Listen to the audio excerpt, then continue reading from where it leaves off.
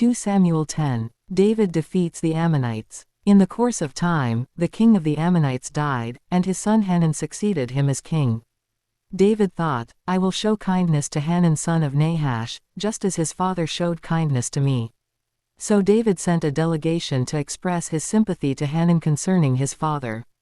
When David's men came to the land of the Ammonites, the Ammonite commanders said to Hanun their lord, Do you think David is honoring your father by sending envoys to you to express sympathy?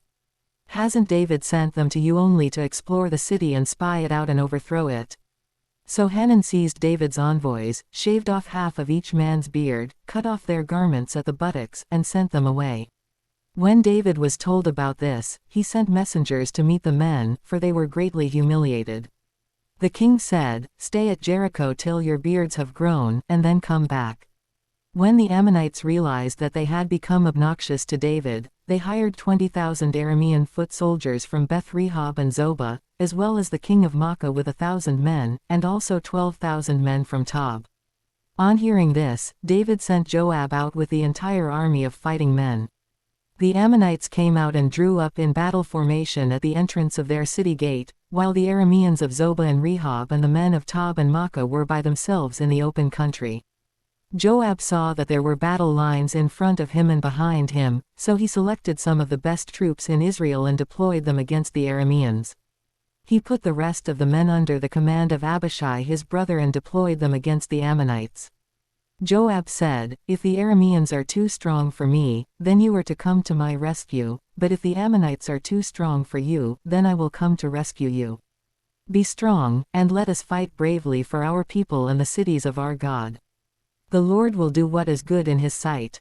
Then Joab and the troops with him advanced to fight the Arameans, and they fled before him. When the Ammonites realized that the Arameans were fleeing, they fled before Abishai and went inside the city. So Joab returned from fighting the Ammonites and came to Jerusalem. After the Arameans saw that they had been routed by Israel, they regrouped. Hadadezer had Arameans brought from beyond the Euphrates River. They went to Helam, with Shobach the commander of Hadadezer's army leading them. When David was told of this, he gathered all Israel, crossed the Jordan and went to Helam. The Arameans formed their battle lines to meet David and fought against him. But they fled before Israel, and David killed 700 of their charioteers and 40,000 of their foot soldiers. He also struck down Shobach the commander of their army, and he died there.